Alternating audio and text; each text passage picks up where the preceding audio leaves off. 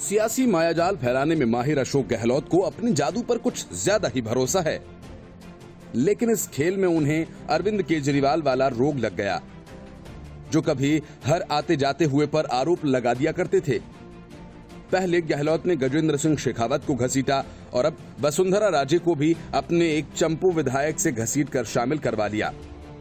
अशोक गहलोत से गलती बस ये हो गई कि अपने जादू के भरोसे कांग्रेस के झगड़े में सचिन पायलट को किनारे लगाने की कोशिश में बीजेपी को घसीट लाए, और वो भी ऐसे वैसे नहीं, बल्कि मामला पुलिस तक पहुंच गया।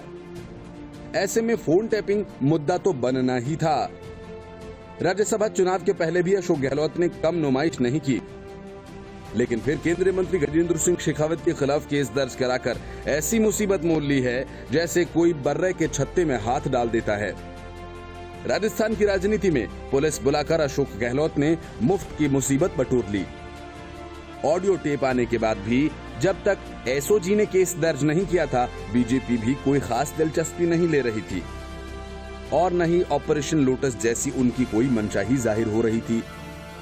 वो तो राजस्थान में भी इंतजार ही कर रहे थे कि मध्य प्रदेश की तरह ही किसी दिन ज्योतिरादित्य सिंधिया के पुराने दोस्त सचिन पायलट सदल बल पहुंचेंगे, तो मौके पर ही फैसला लिया जाएगा और फिर उसी हिसाब से एक्शन होगा। अब तो अशोक गहलोत की हालत उस पुलिस की तरह हो गई है जो केस सॉल्व करने के चक्कर में चार्जशीट तो फाइल कर देती है, लेकिन अदालत में सबूत पेश करने में पसीने छूट जाते हैं। अशोक गहलोत ने चार्जशीट तो पहले से ही तैयार कर रखी थी। धीरे धीरे एक एक पैरा पेश भी करते गए। पहले खुद दावा किया कि सरकार गिराने की डील में सचिन पायलट भी शामिल हैं, और फिर उनके जूनियर वकील बताने लगे कि सचिन पायलट खेमे के विधायकों ने बीजेपी के केंद्रीय मंत्री से बात भी की। तभी एक ऑडियो वायरल हो गया। बीजेपी नेता गजेंद्र सिंह शेखावत ने ऑडियो क्लिप को फर्जी भी करार दिया। दलील भी दी कि आवाज तो उनकी नहीं है, क्योंकि वो राजस्थान की जो भाषा बोलते हैं, ऑडियो में किसी और इलाके का टच है। राजनीति में ये सब आगे नहीं बढ़ता।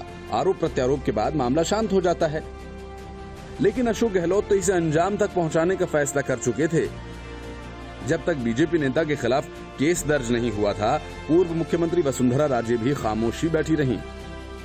भले ही ये आरोप लगते रहे हैं कि वो अशोक गहलोत सरकार को बचाने में लगे हैं, गजेंद्र सिंह शेखावत के कट्टर राजनीतिक विरोधी होने के बावजूद वसुंधरा को चुप्पी तोड़ मैदान में उतरना पड़ा। और अब तय है कि बात निकली है तो दूर तलक जाएगी भी। अशोक गहलोत तो लगता है कुछ ज्यादा ही हड़बड़ी में हैं और पूरी दुनिया मुट्ठी में करने के चक्कर में लगे हुए हैं। ये तो उनको भी मालूम होगा कि जादू परफॉर्म करते वक्त भी मुट्ठी को बहुत देर तक बंद नहीं रखा जा सकता। अशोक गहलोत पहले बीजेपी को सिर्फ ललकार रहे थे, अब वो उसके घर पर पत्थर मार चुके हैं, जहां से वो टकराकर अशोक गहलोत के आंगन में गिरने वाला है। लगता है अशोक गहलोत शीशे के घर वाला किस्सा भूल गए। वैसे वे पत्थर तो नहीं ही भूले होंगे जो इनकम टैक्स के छापों के रूप में करीबियों पर पड़े थे, और बीच में खबर आई कि छापेमारी में काफी मात्रा में ऐसे सामान मिले हैं जिनके बारे में सही तरीके का दावा करना मुश्किल हो सकता है। अशोक गहलोत को अब तो जवाब देना ही होगा, और जवाब इस बात का भी कि सबूत जुटाने का जो तरीका अपनाया वो सही भी था या नहीं। केंद्रीय गृह मंत्रालय ने राजस्थान के मुख्य सचिव को पत्र भेजकर फोन टैपिंग के आरोपों पर रिपोर्ट तलब की। जवाब तो देना ही होगा, कानून तो सबके लिए बराबर है। कहीं ऐसा तो नहीं कि कांग्रेस का झगड़ा सुलझाने में अशोक गहलोत ने बीजेपी को सरपंच बनने का मौका दे डाला। नेताओं पर भ्रष्टाचार के आरोप लगाने और मामले की अदालत तक पहुंचने का माहौल तैयार करने वाले अशोक गहलोत कोई पहले नेता नहीं है। कुछ समय पहले अभी तक आम आदमी पार्टी के नेता अरविंद केजरीवाल ने भी कुछ ऐसा ही शौक पाल रखा था। रास्ते में जो मिल जाए उसी पर आरोप जड़ दिए थे। तभी हड़बड़ी में रास्ते में बीजेपी के कानूनविद नेता अरुण जेटली से भेंट हो गई। अरविंद केजरीवाल ने ताबड़तोड़ आरोप जड़ डाले, और जब मामला अदालत पहुंचा तो माफी मांगने के सिवा कोई चारा भी नहीं बचा था। देखना है अशोक गहलोत ने जो मुसीबत मोल ली है वो अरविंद केजरीवाल जैसा ही होगा या अलग।